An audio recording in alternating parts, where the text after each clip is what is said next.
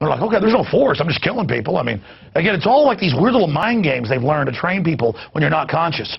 We're going to go around and confiscate guns. That's no force. Oh, yeah, that's no force. Well, hell, it's all right for us to do this. Then there's no force. Back to the clip. Guns will be taken. And no one will be able to be armed. We will take all weapons. No. That happened today in this wealthy neighborhood where homeowners had armed themselves to protect their mansions. Hit pause.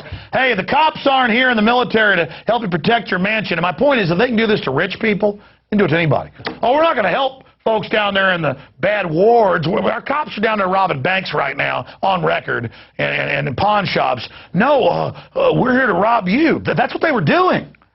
And then the military would arrest you, and then the cops would come in and steal you blind. This is on record. I mean, the U.S. Army, regular Army and National Guard, comes in, and then the police and the feds loot your butt. Oh, it only happens in the third world. No, folks, it happens everywhere. Only America was different. We were never perfect. And now that hedge of protection's gone. So you might as well just bend over, I guess, because there's nothing America won't take. Let's go back to it. Here they come. Here we come to get some goods. In the end, police took their weapons but let them stay in their homes. Oh, nice. They were a little bit threatened because our weapons were bigger than their weapons. For many of the police and guard troops, it is an uncomfortable job to do this in an American city. This guard unit occupied a church, using it as a base camp. They had to leave a note because they could not get hold of the pastor to get permission. It is surreal. Yeah, you never expect to do this in your own country. Chris Montgomery says he'd rather be in Iraq than patrolling American neighborhoods. Walking up and down these streets, you don't want to think about the stuff that you're going to have to do. Somebody pops around the corner. I mean, shoot in America. Yeah. By the way, the reporter that put together that propaganda piece got his face blown off in Iraq about a month later. So you reap what you sow, pal. You know what the reward of traitors is, don't you? Oh, I'm sorry. It wasn't just brown Iraqis getting blown up, was it? One of you little precious snake men. And then you shoot an American. Oh, God, it's so good. Yeah.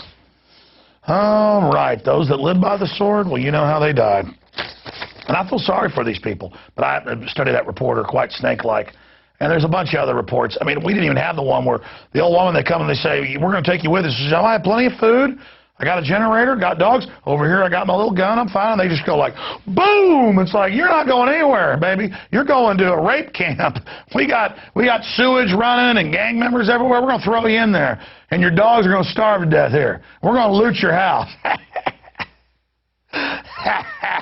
Because there's no, and I talked to emergency personnel that were there. That's how I knew about them killing citizens with their families trying to walk out on the bridges. Because it was all a big beta test, a big laboratory like Waco. And I talked to people, and I talked to folks who said that if women and children needed help, the troops and the police would say, let me see your breast. And they said, you want to ride out of here? Get on behind the shed. Can you imagine women needing help? And you're out there and you're like, well, let me have sex with you. I mean, what the hell? Maybe this country deserves to be destroyed. Maybe, I mean, you know, I mean, it is just, it's like pulling over to some woman who's got her car on fire, and you're like, I'll help you out here. Bend over first. I mean, who are these people? Where does this come into things? I mean, what happened? I talked to the people, and it came out they did this. They would demand sex from women to help. I mean, number one, who wants some woman who's been in the mud for 3 days and who wants to force it? I mean, they're demons, ladies and gentlemen. They're demons. And then they got Dudley Do-Rights going, it's surreal. We shoot Americans. Ooh. I talked to emergency responders like Charles and others that were calling me before it ever happened. He just goes by Charles. I know his last name. And he said, I can't believe it. I can't believe this big. He said, like, half of them were having sex with women and robbing people, and the other half were going, it's surreal. I follow orders. What I do. I mean, and the good guys just sit there and go, you ought not be raping her. You're not a good guy. You're going along with it. People are like, you're so exceptional standing up against this. What? It's called self-preservation. You read a history book? The stuff coming down here is cancer. I keep saying it, folks. There's no getting out of it going along with it. You understand? It's the worst of the worst are in control. The sky's the limit. They like screwed up stuff. They don't want a normal world like we do. They're not like us. You figured that out yet? Like the guy they catch with dead bodies in his basement? They're not like us. Well, why'd he do that? Because they're not like us. Why'd Hitler do that? Because he isn't like us. Stop being idiots. Stop being dumbasses. Stop being naive, okay? All right, I got to hurry here. Look at this, the Daily Beast, which is even a Newsweek propaganda outfit. Local cops ready for war with Homeland Security-funded military weapons.